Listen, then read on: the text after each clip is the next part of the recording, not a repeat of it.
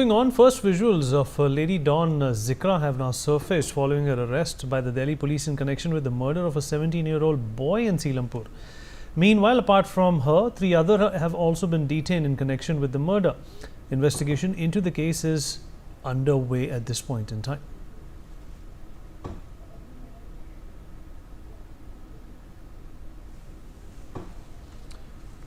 All right, once again, 3 people have been detained from Seelampur, and the investigation is going to begin as to what exactly were the circumstances where Lady Dawn Zikra was in fact flashing.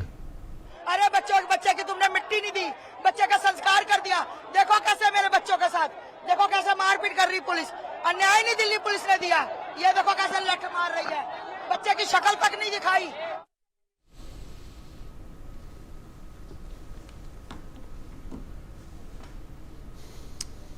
All right, Aditya, my colleague, is joining us at this point in time to give us more details about this.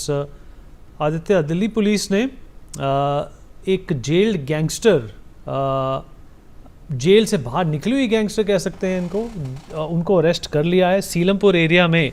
जो एक 17 साल के लड़के की जो हत्या हो गई थी स्टैबिंग की वजह से, उस पर हम जिक्र कर रहे हैं। अभी क्या जानकारी मिल सकती है? और भी लोग हैं जिनके खिलाफ पुलिस कार्रवाई करेगी?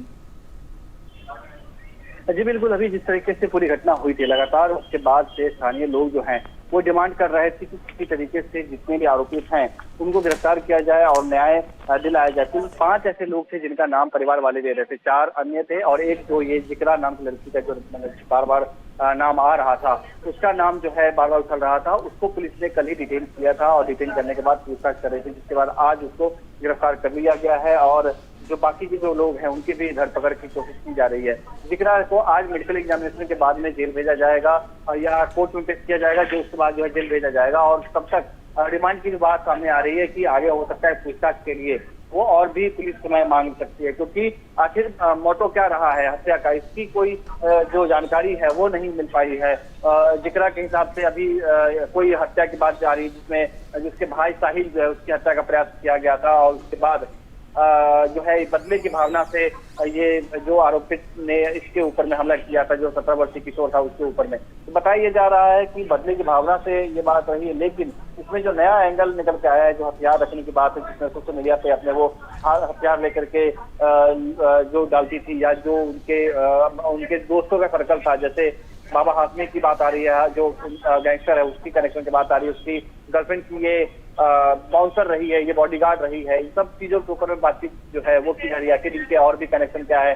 ये भी जानकारी आई है कि ये जिक्रा का और जिक्रा के जो भाई साहिल है और उनके कुछ और दोस्तों का भी अपना भी एक गिरोह चल रहा था, जो गिरोह ये चला रहे थे और उसका भी दबदबा बनाने के लिए ये सारी जो कोशिश थी वो की जा रही थी। उस क्षेत्र में इनका इस तरीके का प्रयास बराबर रहता था कि लोगों को डराया धमकाया जा सके ताकि अपना जो वर्चस्व है उसको कायम किया जा सके। लेकिन जिस तरीके से 17 वर्षीय कुणाल की हत्या हुई उसके बाद लगातार जो है विरोध इसका शुरू हो चुका था और स्थानीय जो लोग हैं वो सड़कों पे आ चुके थे। लोगों ने नारेबाजी भी किए थे, सड़क को जाम भी किया था, जिस वजह से पुलिस ने वहां पे नाकेबंदी कर दी थी। पुलिस ने पूरे एरिया को छावनी में तब्दील कर दिया था और परिवार वालों से मिलकर के पुलिस ने ये आश्वासन दिया था कि जितने भी आरोपित हैं उनकी गिरफ्तारी कर ली जाएगी और उनको उनके ऊपर में सख्त से सख्त कार्रवाई की जाएगी। अब जब गिरफ्तारी हो गई है फिर पुलिस जो है इस मामले की भी जांच करेगी और भी कौन से लोग शामिल थे, क्या इसमें अंडरवर्ल्ड का जो कनेक्शन आ रहा है, जो गैंगस्टर का कनेक्शन आ रहा है, उनका भी कोई और भी एंगल है, इन सब के ऊपर में जांच की जा रही है। जी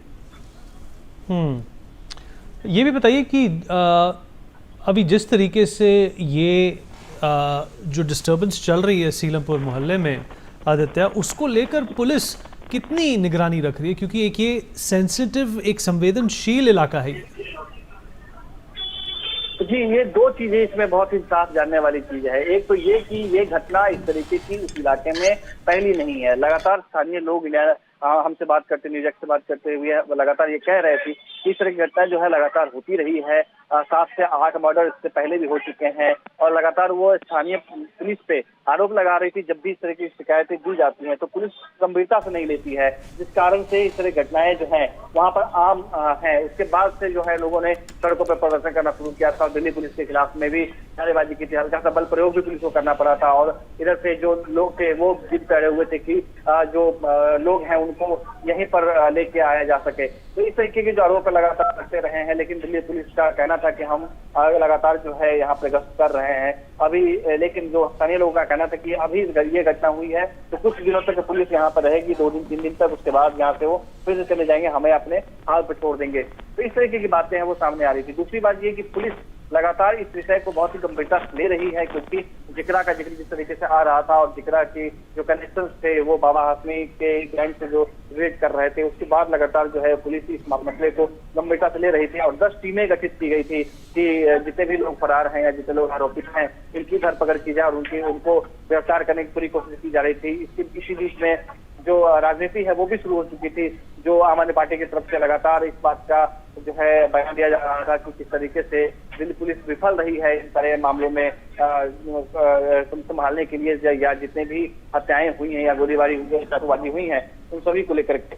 लेकिन दूसरी तरफ जहां पे लोग लगातार स्थानीय पुलिस पर आरोप भी लगा रहे हैं, स्थानीय पुलिस पे स्थानीय लोगों ने कि जिक्रा को या इस के लोगों को ठीक से कार्रवाई नहीं की, क्योंकि जिक्रा जो है वो पहले भी आरोपित रही है और पहले भी जेल से छूट के आई हुई है, लेकिन पुलिस ने उसके ऊपर में ठीक से कार्रवाई नहीं की, जिसकी वजह से उनका मनोबल जो है वो बढ़ता चला गया और आज जो है 17 वर्षीय कुणाल की हत्या जो है उसका परिणाम निकल के आया। चलिए, इस जानकारी के लिए आपका शुक्रिया।